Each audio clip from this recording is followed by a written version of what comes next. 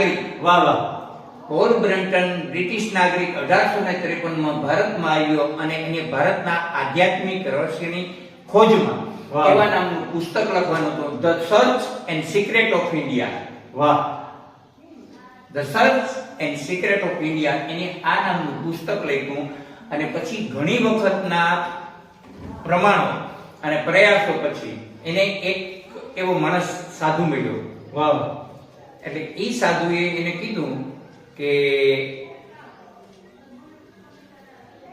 તમને મારા ગુરુ યાદ કરે છે. હા. પોલ બ્રમ્પટનને એક સાધુએ એમ કીધું કે તમને મારા ગુરુ યાદ કરે છે. કે હું તમને નથી ઓળખતો, તમારા ગુરુને નથી ઓળખતો, તમારા ગુરુ મને ક્યાંથી યાદ કરે.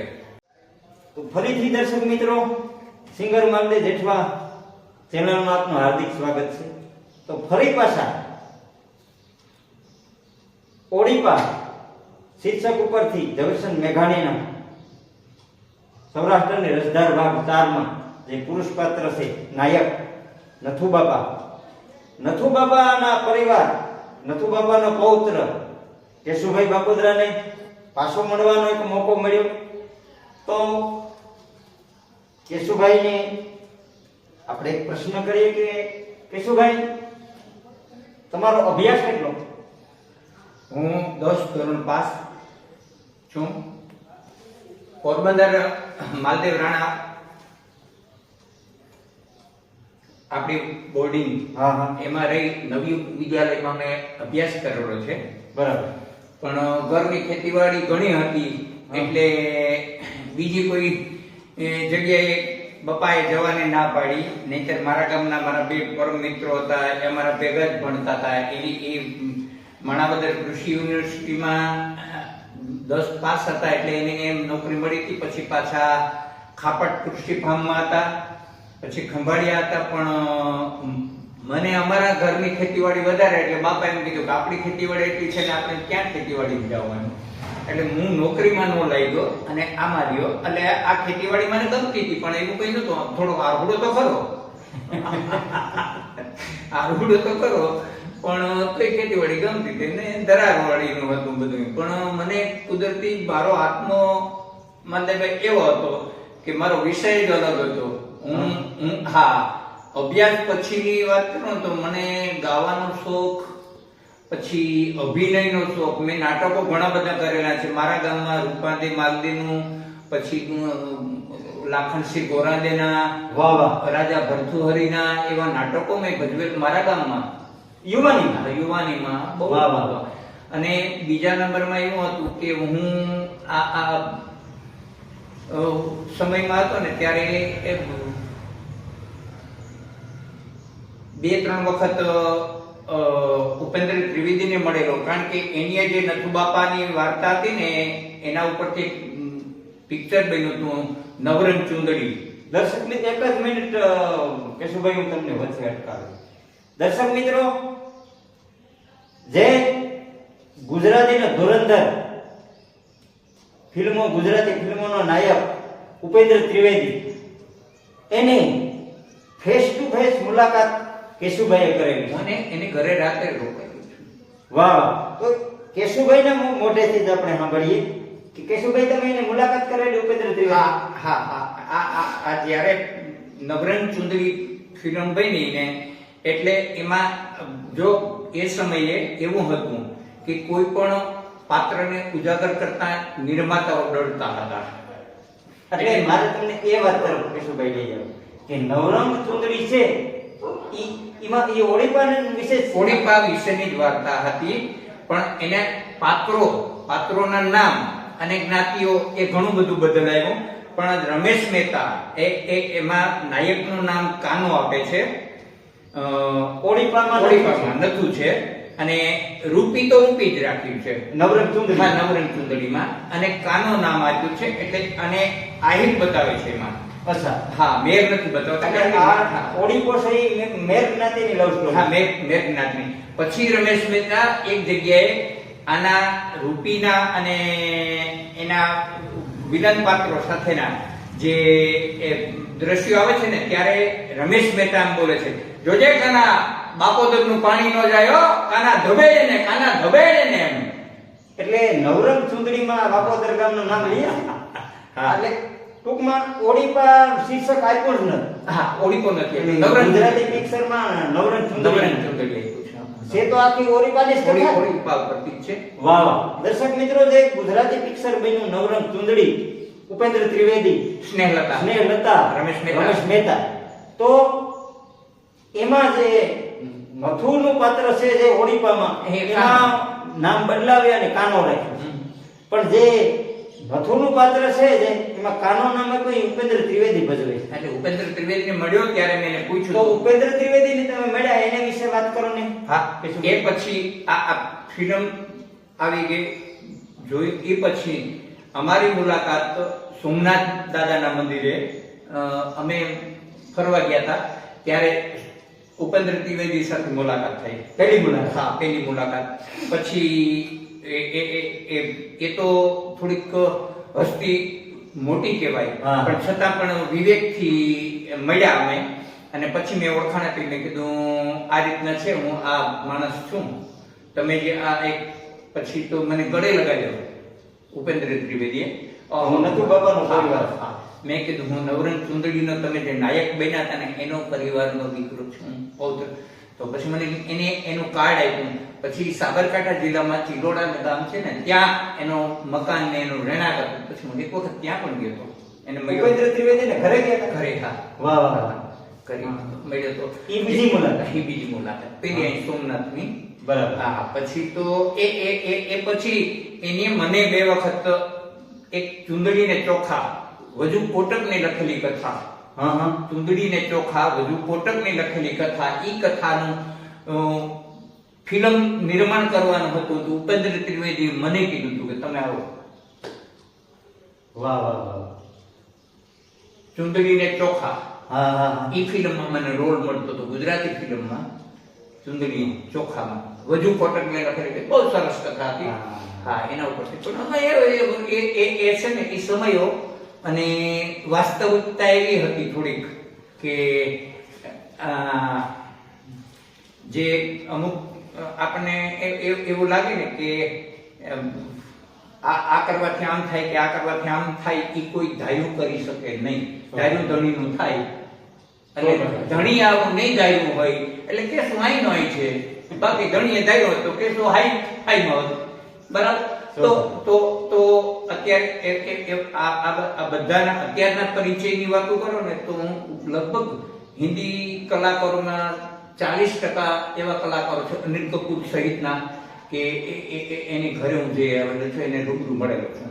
દર્શક મિત્રો, આ હસ્તી હજે આ ગામડામાં જ છે.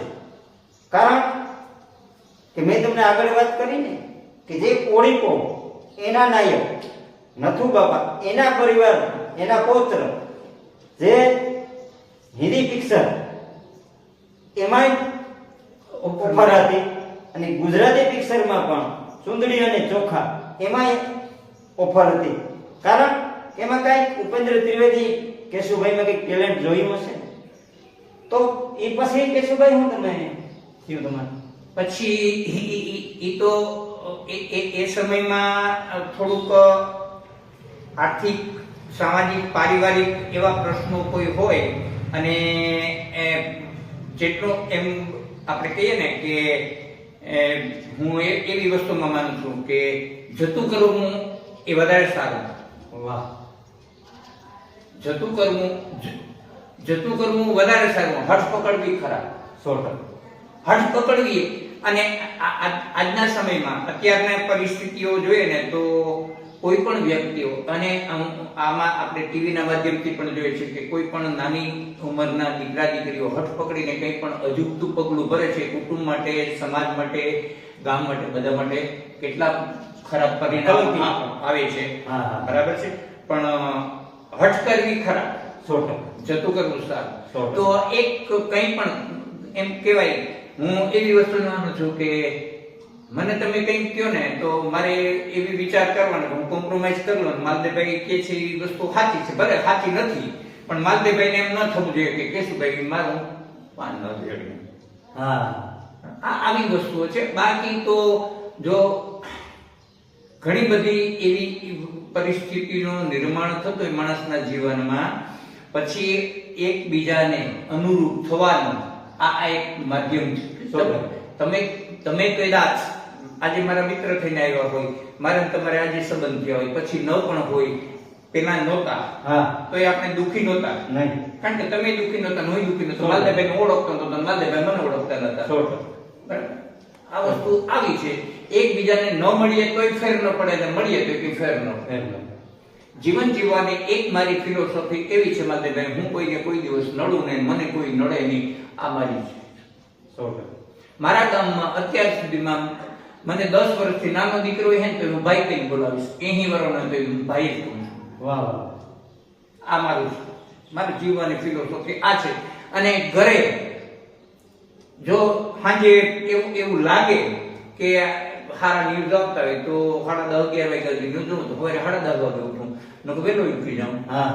બાકી આ વસ્તુ છે જીવનમાં, એક આવી ફિલોસોફી રાખીને જીવું છું. બાકી મારી માં વિહદમાં મારી કુળદેવી અને હું ભોલેનાથ બેનો આભાર માનું છું, મને આવો જીવન જીવવાનો મોકો આવ્યો છે.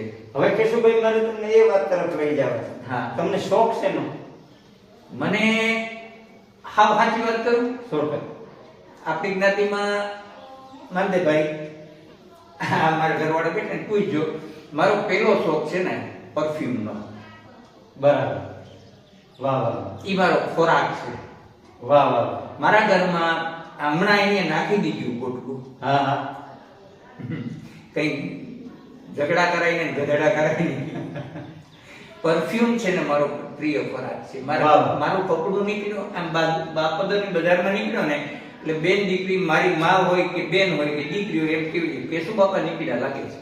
વાહ વાહ કેશુભાઈ, આ એક આગવી ઓળખ તમારી, પરફ્યુમ. હું ગમે ત્યારે મારા મકાનથી નીચે ઉતરીને બજારમાં ગયો ને એટલે મારી ઓળખાણ પડી જાય બાપોદરના ચાપા સુધીમાં, કે ગમે બેન દીકરી કે કોઈ પણ ભાઈ નીકળ્યો તો કેશુભાઈ આવતા લાગે છે. દર્શક મિત્રો, આ એક નોંધની બાબત છે. કેશુભાઈની જે વાત કરી કે મારે કોઈ શોખ હોય તો પરફ્યુમ, અત્તરનો શોખ છે. કે બજારમાં કેશુભાઈ નીકળી ગયા હોય તો જે જાણીતા માણસને કહી દે કે કેશુભાઈ આમ નહીં ને આમ ગયા, કારણ કે એની સુગંધ કહી દે. બરાબર? ઈ પછી કેશુભાઈ તમને શું શોખ? બીજો શોખ મારો એક આ પેલો શોખ.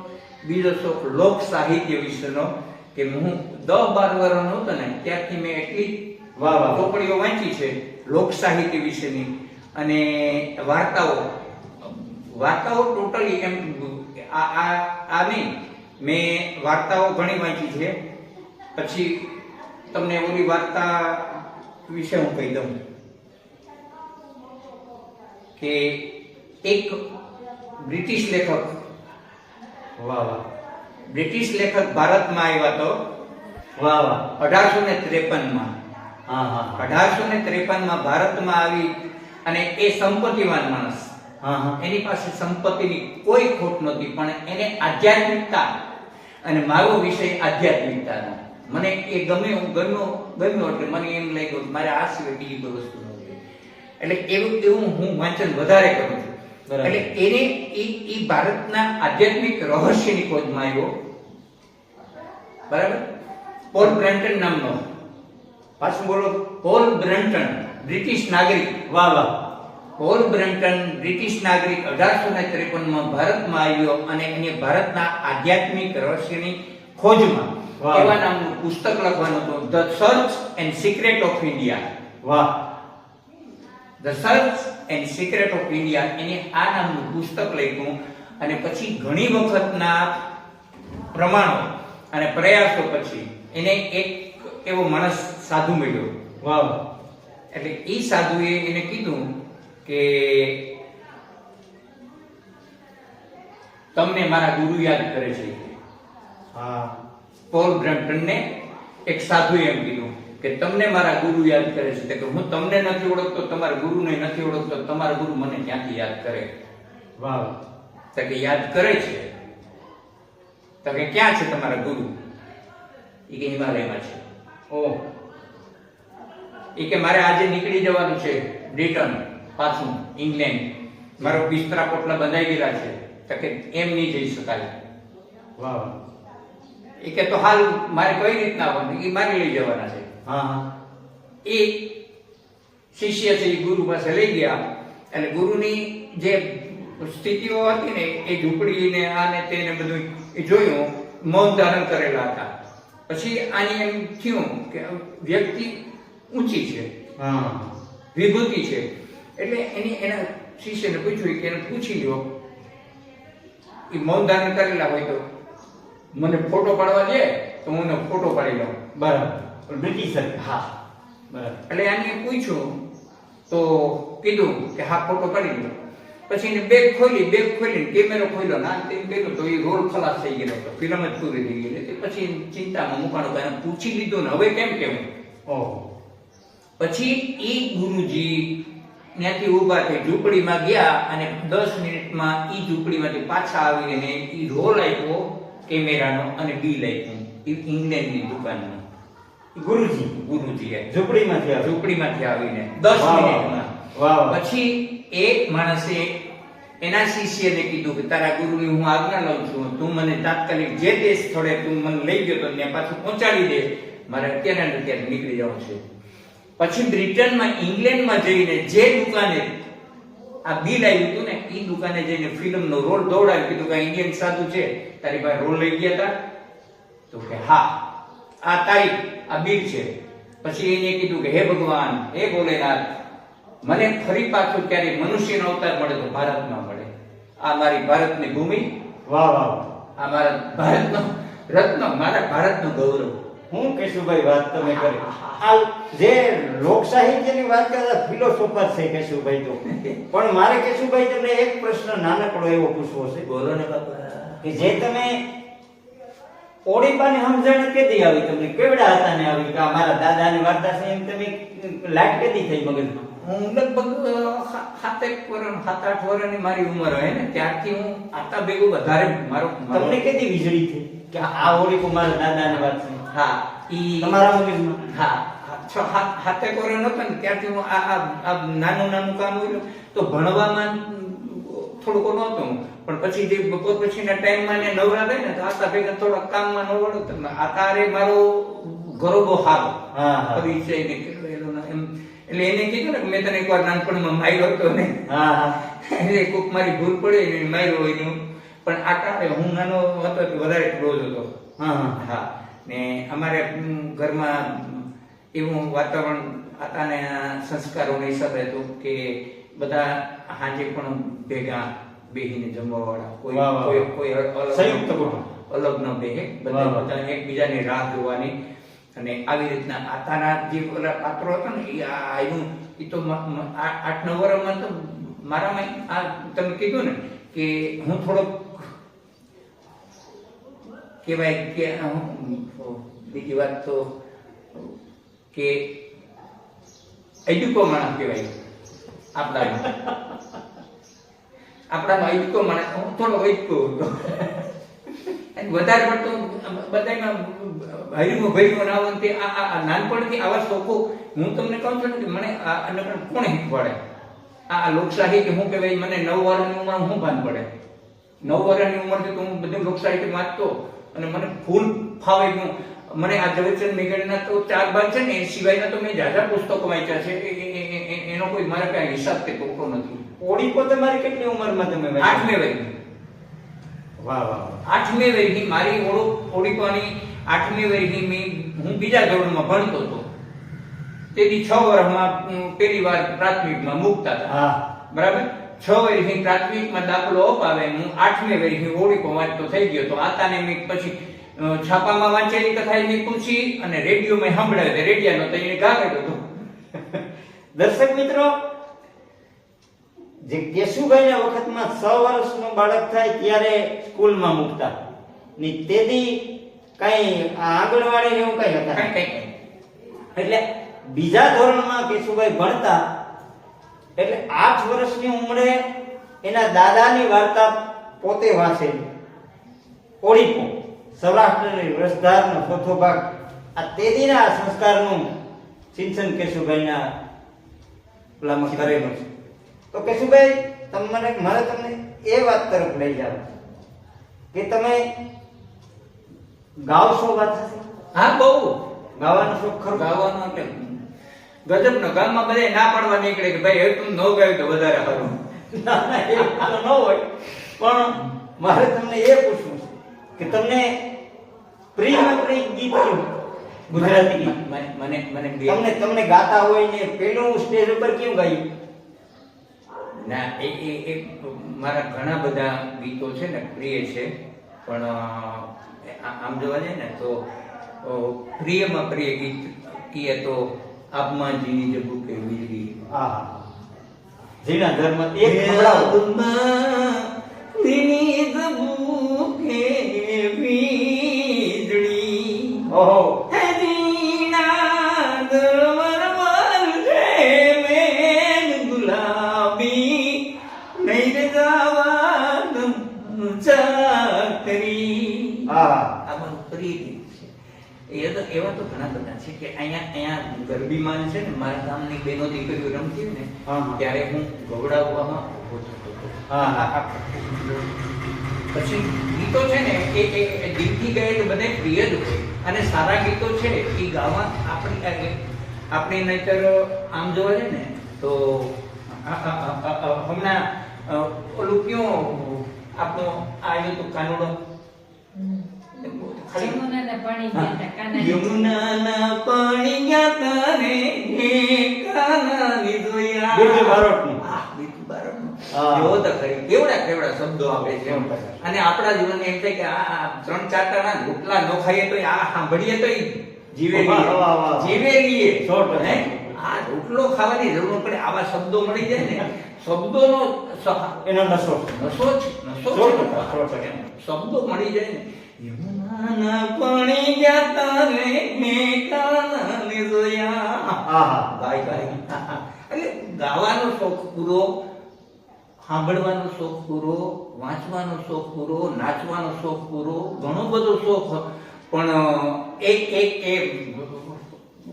આપણે એવું કહીએ ને કે જે બંધારો હોય હા. ને એ બંધારાના હિસાબે આપણે એમ લાગે કે આ મારા ઓલાથી ઉપર જાહે તો કોઈક બીજાને ઓલું થશે. હા. આવો એક ભાવ થાય. ભાવ. ભાવ છે. મને ભાવ છે કે મારું કામ છે, મારા ભાઈના દીકરા છે, મારી બેનના દીકરા છે, મારા કુટુંબ પરિવાર છે, મને આવું મળે, મારા હગાવાળા છે, મારી માસીનો દીકરો આવા મળે. હા. આવતડાને દાણ કે બનવા એટલે પછી કામ પાછળ છે. હા, આસું ભરેલો ગણાય. એક ઘણાયને એમ થાય કે આ પણ જ્યાં સુધી જીવનમાં તમને ને મને એવો ભાવ ન થાય કે આ મારું છે હા. તો એની મજા નથી. વાહ. પણ એવું થાય કે આ મારું છે તો એની મજા તો એ કૃષ્ણ ભગવાન પણ હું એમ કહું છું કે ન્યા ના ન પાડી શકે. વાહ. 100%. એ કૃષ્ણ ભગવાન પણ ના ન પાડે કે આને પ્રેમ છે તો રાધા ને કૃષ્ણ ને પ્રેમ હતો એ કેશુ ને કાના ને પ્રેમ હોય, કે બીજા રાધા ને રૂપી ને પ્રેમ હોય, જેને પ્રેમ હોય એને વાહ. પણ ભગવાનને કેવું પડે 100%. તમારો ભાવ સાચો હોવો જોઈએ. 100%. દિલનો ભાવ છે એ ભાવ વગરની વાત નકામી છે બધી. 100%. હું આ વસ્તુને એક મહેસૂસ કરું છું ને ત્યાં સુધીમાં મને અત્યાર સુધીમાં માધવભાઈ એવું આભાસ થાય છે કે મનુષ્ય તરીકે આપણને જે ભગવાને વાચાઓ આપી છે, નહીંતર પશુ એને જીવ છે એ પણ ખોરાક થાય છે, બરાબર છે, પણ આપણને વાચા આપી છે તો આપણને કોક એવું કહે ને તો આપણા મોઢેથી કોઈ ખારો શબ્દ નીકળે, સામેના માણસ લઈ ગયો હોય તો એ સાચી વસ્તુ. 100%. હવે દર્શક મિત્રો, મેં આગળ વાત કરી કે કેશુભાઈની પાસેથી આપણે બેસીએ ને કલાકો નહીં, દિવસો નહીં, પણ મહિના કે સુધી બેહો તો જે પોતાના જે ટેલેન્ટ છે, ફિલોસોફી છે, તે સંસ્કૃતિ ભરેલો વાતો છે, પણ આપણે આગળના એપિસોડમાં સાંભળ્યું ત્યાં સુધી મેળાવડે મળ્યું એકબીજાને ગામ ગયે મેકરણ કે એક દી નહીં મેરીએ જેદી ધરતી ધક ગયે. તો ત્યાં સુધી રજા આપો. જય માતાજી, જય કમૈયા, જય હનુમાન.